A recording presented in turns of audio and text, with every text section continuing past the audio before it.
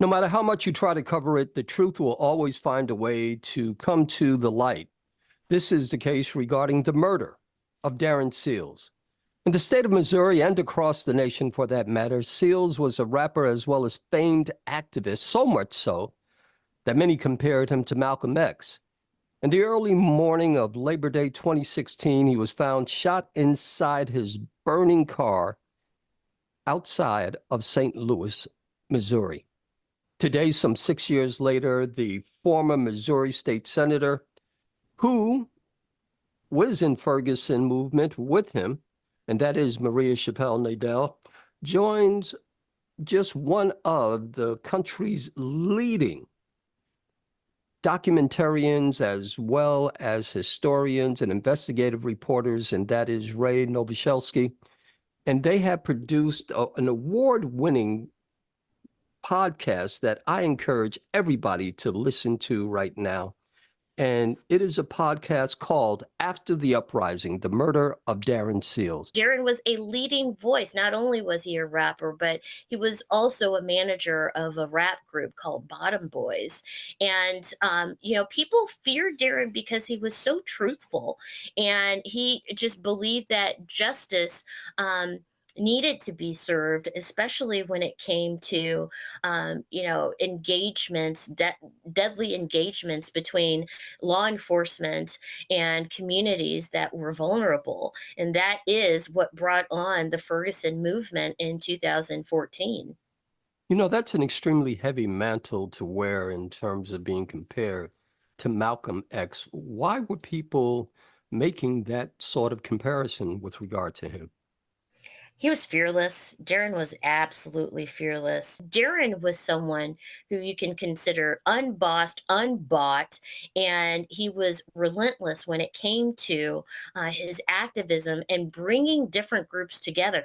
The irony is, in the early days of the uprising, you had all of these different gangs, rival gangs that came together, and they tied their scarves in unison to speak up and demonstrate that, hey, the Black community and the greater community is opposed to police violence. And because Darren was able to coalesce all of these different groups of people, he was feared, and folks didn't like it. So what specifically were the major, I guess, unanswered questions that you wanted to try to delve into and also bring to light? Okay, so there are all these big personalities, right, that were involved in launching this movement out of St. Louis that took on, that became essentially The Ferguson movement. the Ferguson movement. But then nationally, a lot of people sort of grabbed their steez, grabbed their style, and started using the same approaches to similar issues all around the country, and that became kind of more broadly known as the Black Lives Matter movement. But the big question in summary was, why did so many people who helped start this movement seem to be dying mysteriously? And is there a there, or is this just a coincidental thing? I think one thing that we will all agree on is that the system has failed. Through this podcast, we actually are lifting the voice of Darren Seals and what he would want to be carried to the public, that the system has failed. He said that when he was alive in the movement, is that the system has failed us. And we are simply demonstrating how the system has failed, how government has failed in his own death.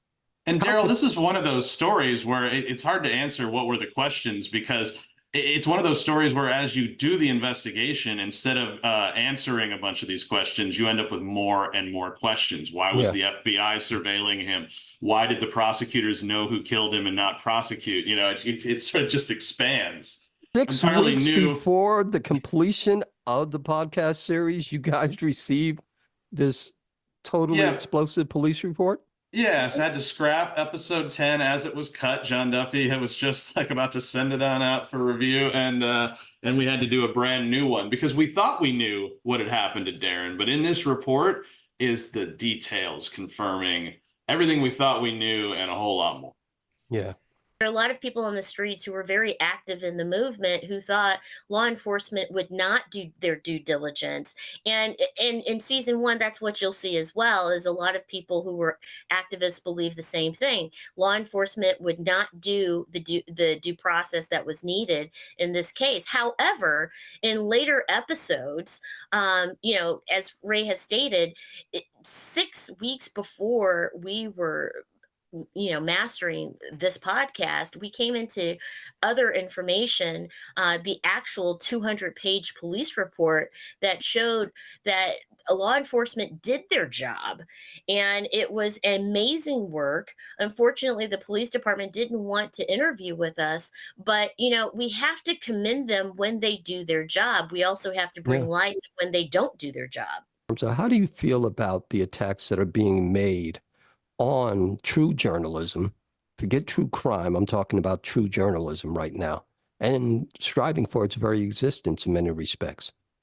I want to take this opportunity to call out St. Louis media, who didn't do this investigation for all these years. Then when we did it and handed it to them and said, will you cover it? So far, they have not covered it.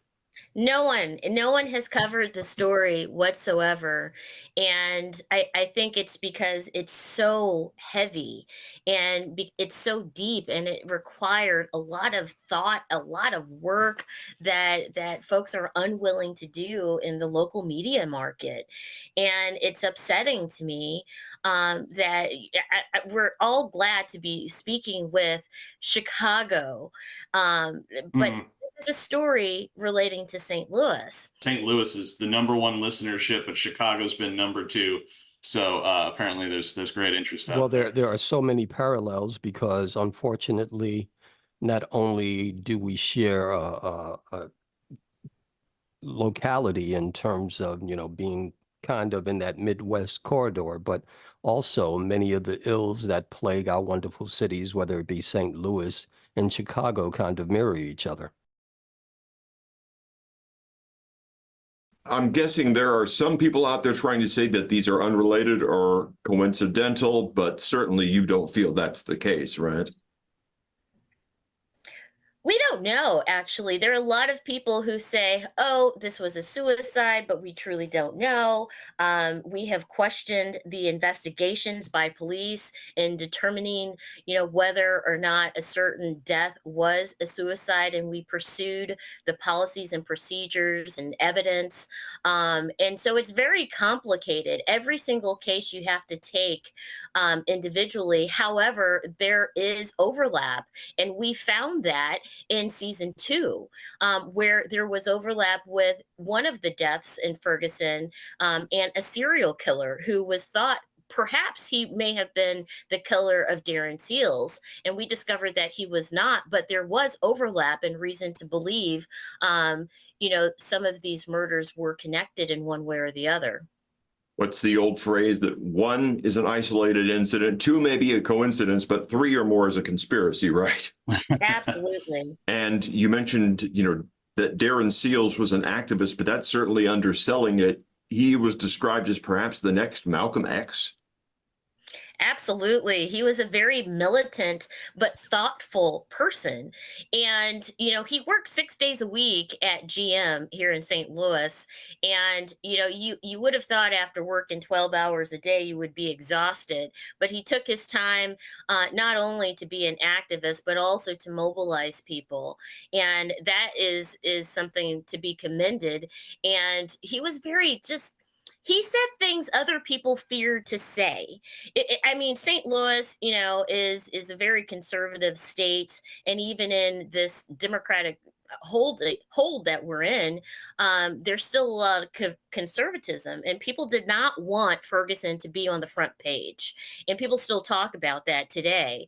But what Darren did is, bring light to the systemic problems that exist in government, at all levels of government, frankly, the local and state and county. And people feared him. So that's why we really needed to delve into who actually killed Darren Seals, this prominent voice, not just in St. Louis, but globally. When people listen to this podcast, one of the things that I think is the strengths of it is that we used a lot of audio. You'll get to hear Darren in his own words, and he's an incredibly charismatic guy. He will make an impression on you. He will make you like him and want to know what happened to him. Wow.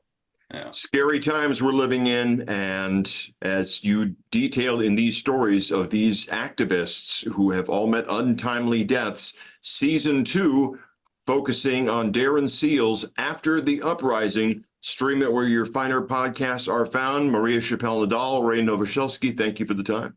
Thank you. Thank you.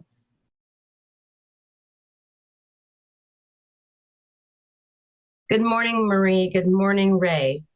Good morning. Good morning. Wow, what an incredible honor to chat with you this morning about such a deep and meaningful podcast. You know, we had untold stories that needed to be shared with the public. Every single city in America has problems that they face when it comes to the engagement between activists and law enforcement, and in trying to figure out, who killed Darren Seals and why. We discovered that the system of government is greatly flawed, and that is one of the things that we brought out in this podcast. And your listeners will have to go through that journey with us to understand, their responsibility and role in making sure that government does their due diligence for the people they serve. In a nutshell, I know a lot of people know this name, Black Lives Matter, and arguably what really started the movement or kicked it into high gear nationally was when Mike Brown Jr. Was killed in a police shooting in 2014, 10 years ago now, and a movement started that at the time they called locally the Ferguson movement, of which Maria got tear gassed in. And of which, a number of people rose to prominence as the leaders of this movement that went national. And then one by one, a whole bunch of them start dying mysteriously. And people raise this question what is going on? In fact, Maria on the state Senate floor was the first to say those words, something is going on in St. Louis County, and the media started covering it. And so that was it, was that we wanted to know, was this just coincidental? Just a series of separate incidents? Was there a pattern here? What was happening? Right. Why did you choose to be a part of this? I mean, you've obviously already been through a lot with, the being tear gassed. I mean, why would you choose to put yourself, I feel, kind of in harm's way? And I mean that in you're amazing. I can't believe you would do this. Put yourself in harm's way to become part of the movement that you're scared to talk about, or not scared to talk about, but you were, hurt for. Honestly, it's an extension of my public service. Being able to have the time to delve into the details of a prominent activist allowed me to bring the truth to light. And, I was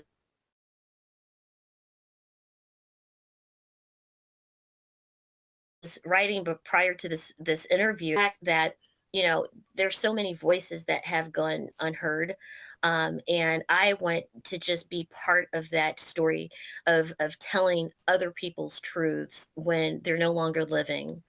And that was the opportunity, and we have discovered so much. I mean, I truly believe there should have been 15 episodes, and we have enough information and details and facts to have 20 episodes.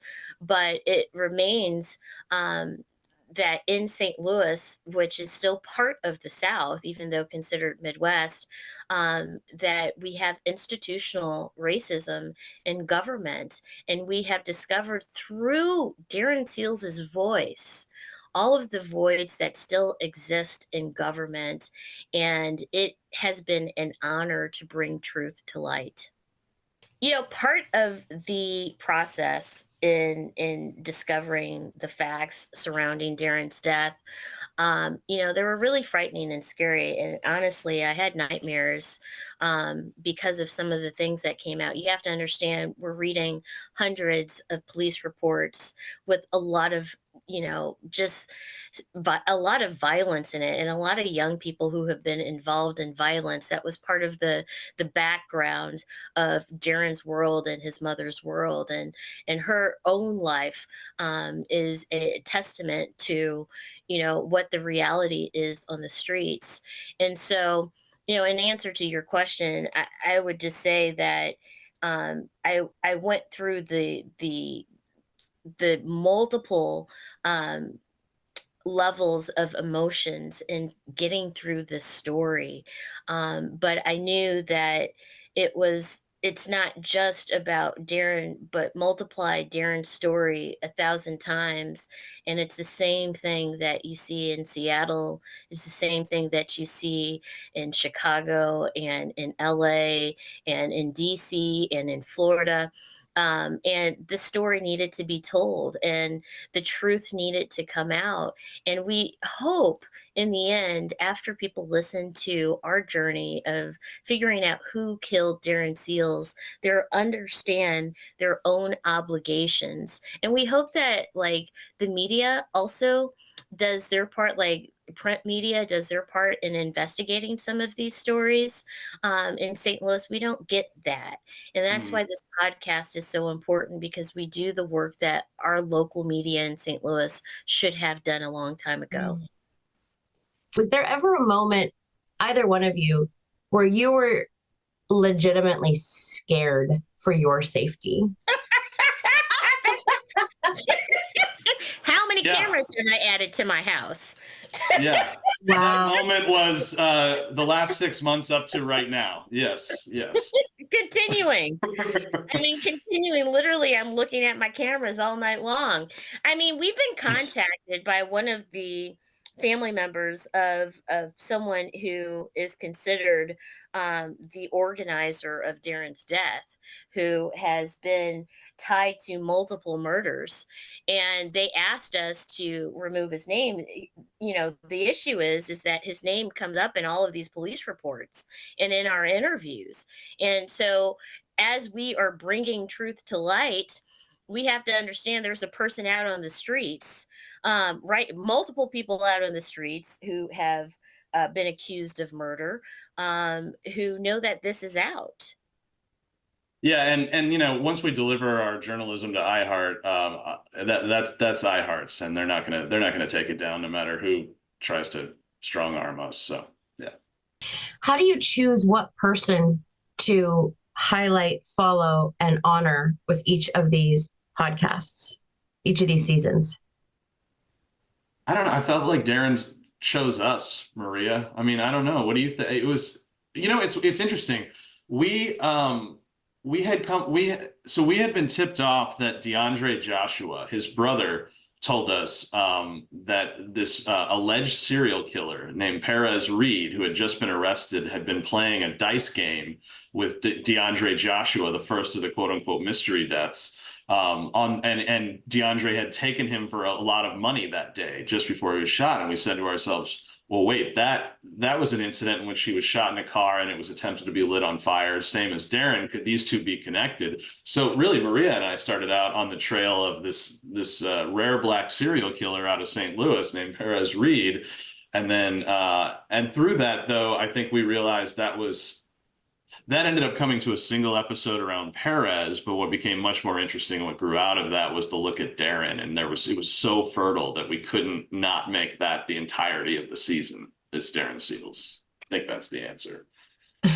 Yeah. And it doesn't matter what race you are, what age you are, we all want to live in a safe environment where we can walk freely and not be concerned with bullets flying from any which way. This is nuts. The true crime podcast, After the Uprising, the murder of Darren Seals. Anytime I get a true crime anything podcaster, author, a TV host, I ask the same question. Why is true crime such a hot genre? I could take this one. I think it's honestly, I don't think it appeals to our better angels. I think what it appeals to is the same thing that makes you kind of crane your neck when you're passing a car accident. But we've always had the philosophy, and there's certain people who operate in true crime, that maybe you could use people's sort of lesser tendencies to want to see the salacious or see the dark side of humanity, and you can spoon feed, that's the sugar, and then you can feed some medicine with it. And so what we wanted to do in this case was look at why Black Lives Matter activists in St. Louis were dying, and then sort of wrap that in a true crime mystery investigation, so people could get what people get out of true crime while also getting something far more meaningful and maybe important at the same time. You had me at salacious. I'll introduce you. Our guest, Marie Chappelle-Nadal and Ray Nowosielski, True Crime Podcast. After the Uprising, the murder of Darren Seals. This is a deep and haunting story. I'm going to let you tell it. Either one of you, tell us about who Darren Seals was.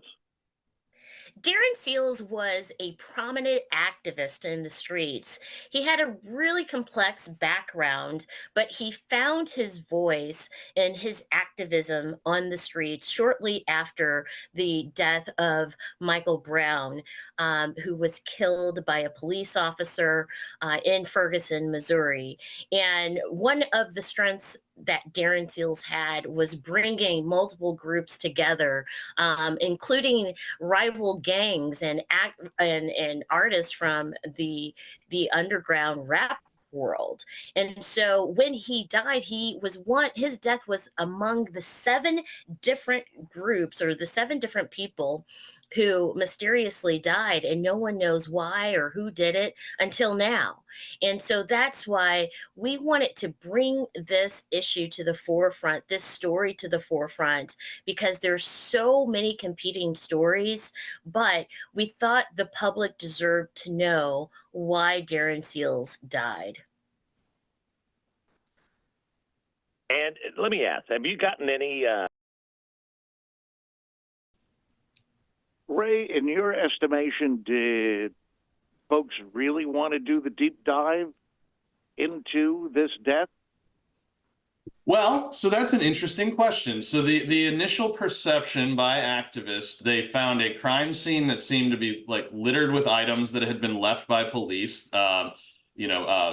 Bullets on the ground still, a door to the Jeep that had been left. And they thought it was a big middle finger to activists who'd been protesting for 2 years out there that, you think we're going to investigate the murder of Darren? No, we're not. Now, I got to say that without spoiling, what we found along the way upended some of those assumptions and our assumptions there, and really also sort of turned to more questions around why prosecutions didn't follow and what's going on in the prosecutor's office of St. Louis County in particular, a guy named Wesley Bell, but also I think raises larger questions about how the focus on police amongst the Black Lives Matter and the Ferguson movements may sometimes cause you to miss a larger issue, which is are our prosecutors serving this community in the same way that they do affluent white communities?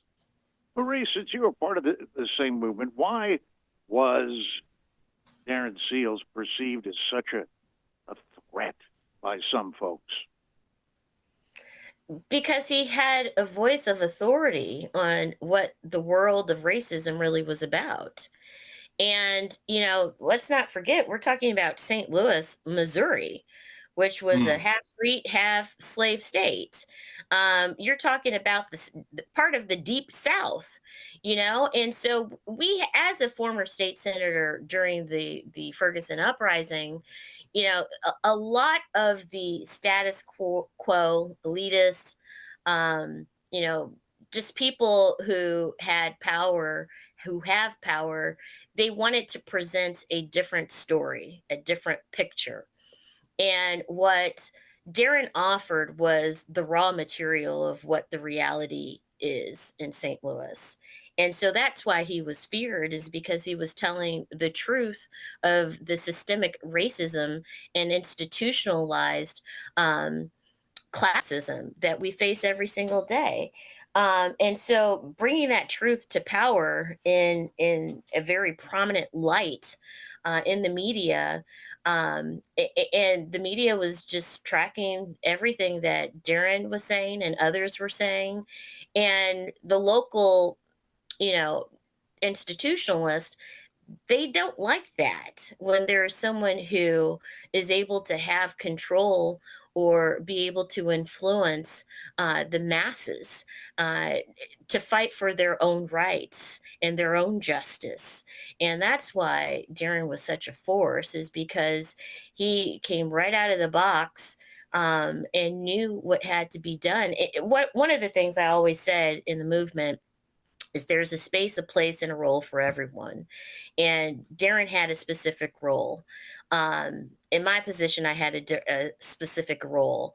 And sometimes it's not outlined and there's no playbook of, okay, this is what you're going to do today. It just is. You start fitting into these roles because you see what the voids are in a movement. And so Darren was a threat to the political institutionalists, and they didn't like it. But that also became, an excuse for those who actually did murder him, and that's what's unfortunate. Well, and as evidence of this threat that he presented, while we're doing the investigation, it comes out the FBI releases a document to an activist who had FOIA'd it, and we find out that for years they had hid the fact that they had a ongoing surveillance operation on Darren, being reported to high levels at the FBI on a semi-monthly basis. That had started 6 months before he died. And what's so interesting about that is that Maria spent countless hours with Darren's mother, in 2023, in what turned out to be some of her final interviews before she passed away unexpectedly. And she reported that Darren was regularly telling her, "I'm going to be killed, and when it happens, it's going to be the FBI, and don't you let anyone tell you otherwise." All right, but here's the thing: if inevitably the parallel to the late Malcolm X is going to be drawn here. So Darren could have prognosticated the FBI being involved. His local law enforcement will get brought up and gang members will get brought up. But what about internally within the organization? If we're to really have a parallel with Malcolm X, are there folks who were within the movement who That's interesting that you bring that up, because that was one of the rabbit holes we went down, is if there were insurgents within the movement. But the irony in our fact finding mission is that the police actually did their job, and they did an excellent job at figuring out who the murderer was of Darren Seals. And I think this irony, I mean, it's very easy to say and put down our police officers because there are individual police who just don't do the job that they signed up for.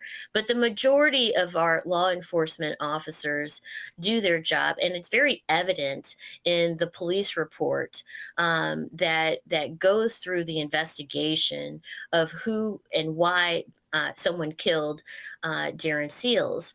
And so that's why this is a fact-finding, truth-telling mission. You won't get all this in a newspaper article. We did the work that many are not willing to do or put in print. And so it was just incumbent upon us to show these nuances. It's very easy to say, because he was so militant and like in Malcolm X, it was by design that law enforcement work against him and kill him, and it was some racist person who did it. Well, the hard thing is going through this fact-finding mission and figuring out all of the relationships that Darren had, and speaking with people who are suspects of murder. And that was a scary moment. But I think what we do is bring justice to Darren, and we bring his voice alive again through this podcast. And I think that is something that your listeners and other audiences will appreciate in this podcast. And just to jump on that point, season one, I think if audiences go into season one and they come from kind of a Black Lives Matter perspective on it, they're probably going to find some things that reiterate their own point of view. If they come into season two, they're going to find some things that challenge maybe their point of view, and the people who are more like, the police are getting a kind of a bum rap may find some things that actually they didn't expect, but that support their outlook. So.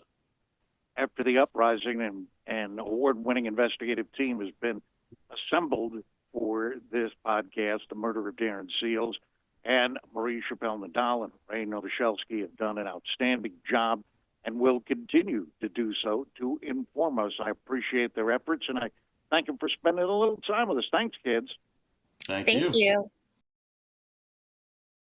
Guys, I got to start off with something that I just think is so amazing about your podcast, After the Uprising, and that is that everybody lives on a street where something has happened, and so many stories have gone untold. And I'm hoping and praying that your podcast inspires people to step out and share the real journey, like you're doing here with Darren Seals. Thank you. Thank you. Thank you so much. We've been told we do a style of journalism called show your work journalism. And a lot of people would just cut to the interview, and we want to show how hard it is. Like when you realize you've got to get a hold of this person, and how do you get a hold of them, and then they're dodging you, and to bring people on the investigative journey with us, which we think is kind of entertaining in its own way. Well, the thing about it is you're very open in the very beginning of this. On episode 1, I mean, your only open door, you had to go to the people. Nobody was willing to talk to you, so you went to them. Exactly. And you know what? That's what public service is all about. Though this is a true crime podcast, it's also a public service. And we are identifying areas in government that have failed the system. And that's why this story of the murder of Darren Seals is so critically important, because you have to go out and talk to people. And we went down so many rabbit holes, but we found this interconnectedness between the people we interviewed, and we were able to obtain more information, eventually getting us to the resolution of who killed Darren Seals and why. To do that, that's patience. That's leadership. Somebody had to have been there for you to be able, because you didn't just jump into it, did you? To say, no, we need to tell the story, but we need to have some salt and pepper first. Absolutely. You're always looking for substance, and you're looking for answers. I mean, when we read, at least my local paper, we're not getting the real juice anymore in reporting. And I think that's one of the reasons why people delve into podcasts, because they get into the nitty gritty, and people they desire, and they're hungry for the real facts of a story. And that's what we were able to produce, no matter how hard or crazy it was. I mean, we even interviewed someone who is considered a suspect in multiple murders. That was an uncomfortable interview, but we did it, and we got through it. And frankly, a lot of the authorities we were talking to, whether federal, state, local in St. Louis County, seemed perturbed, seemed thrown off by the fact that we wanted specific answers to specific things, that we'd done research and we knew certain things we were asking them about, so they couldn't kind of snow us. And they would often take on an automatically antagonistic or adversarial, because they were confused, because they don't get this from the media, right? The media that relies on a relationship with them year in and year out, and therefore doesn't want to ruffle their feathers. And we were sort of like, let the chips fall where they may. Oh yeah, those decision makers, now that podcasting is a part of our life, oh my God, you bring it up to any of them, first they roll their eyes, but then they realize that you have an open field of exploration, which means this isn't going to be a news story that's going to last 2 minutes, like you guys are doing 10 episodes. I love this. Bingo.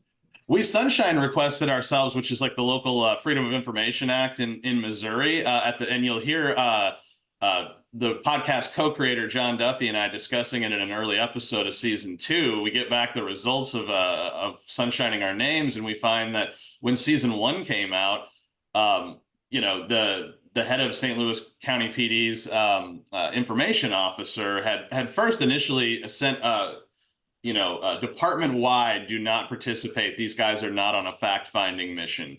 And then when the show comes out, it was like, please don't listen to this. Truth will suffer. How did he know? He'd never heard it yet. And I think they actually would be surprised by the direction that season 2 ended up going in. I know we were. So. Wow. Marie, when you leave no stone unturned, how do you gain the confidence to go to the protesters, the gang members, the police, the FBI agents? I mean, the meetings you guys must have had, or the planning stages, or do you just walk through the door saying, "Hi, I'm Marie, he's Ray. We got something to talk about"? Well, you know what? At the very beginning, it was intimidating to just do a cold call on a person who is a relative of a serial killer. But it was very easy to talk to protesters, at least for me, because I was a state senator during the Ferguson uprising, and I was in the streets with gang members and underground rap artists, and men who were crying in my arms. So it was natural to go to protesters. It was not natural to interview murderers and have to deal with people who may feel uneasy about the role their own family members had in a murder that we were covering. And so in a sense, we had to be sensitive towards that. I mean, there's a lot of nuance in terms of approaching a grandmother whose grandson was involved in a murder, but at the same time was murdered, and his life could have been saved if he was actually prosecuted. So it takes a certain level of gentleness, but it also takes courage, because you want to get down to the facts, and you want to draw out the information that leads you to the next step. And so for some of the interviews, I can tell you, Ricky Smith, I was nervous about, but he actually ended up being one of the best interviews for me. I would say one of the most unnerving interviews that both Ray and I had was the interviewing LP, who was in the rap group Bottom Boys, because we knew his history and we had all of his police records, and we knew that he was a drug dealer. We knew that he was a suspect in multiple murders. And so we had to do what we did. Every interview is different, but for the difficult ones, you find the inspiration and courage because you're following the story and you want to deliver good input for your audience members. One of the things that I, in listening to the podcast and experiencing it, because it is an experience, is that when we read about first of all, I got to tell you, your transcripts keep me glued to that, because if I miss something out, it's right there in those transcripts. So thank you for doing that. But you listen to the story about Darren Seals, a rapper. He's an activist. He's got the kind of a charisma like a Malcolm X. But at the same time, I'm sitting there thinking, my God, this also could be Tupac, because Tupac was the rapper, was the activator. He was also so involved with the community. He was. Tupac is a legend. He went through a lot of stuff, but his mother, she was an activist, and his aunt was an activist. And a lot of this comes from, our past. I mean, we did another interview where someone asked about, where our country is heading.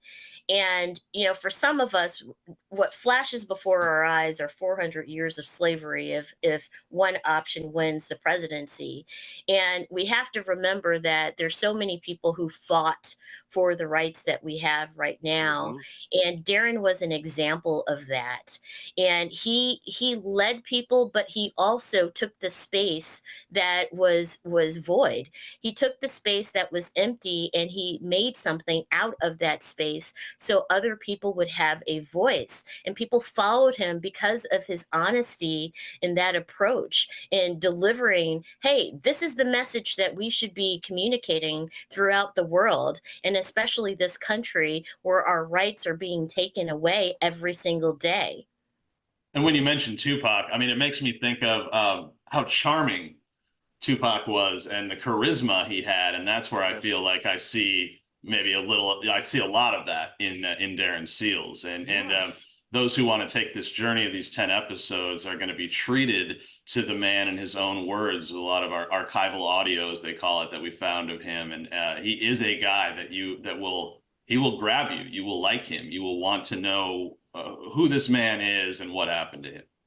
What I don't want listeners to do is skip the podcast. They've got to go 1 to 2 to 3 to 4 because everything comes together, because that's how you creatively have put this together. They want to know who done it right away, but it's like, whoa, stop.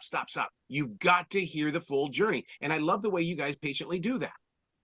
Hey, thank you. I mean, it was twisty and turny. We started with one premise, which is that there was a witness who saw Darren's Jeep being driven to the site where it was set on fire. And what he saw was, black man 5'6" with dreads get out of that vehicle wearing socks on his hands, and then get into one of the 2 vehicles that had trailed. So we knew there was that gentleman, and there were the drivers of these 2 other vehicles. And then out of apparently the bushes comes what he thought was a white man with a ponytail. And a moment later, the car goes up in flames. So now you got a situation with at least 4 individuals, one of them white with a ponytail, and it sort of raises a lot of questions and a lot of trails that we start heading down, and they lead in all kinds of contrary directions.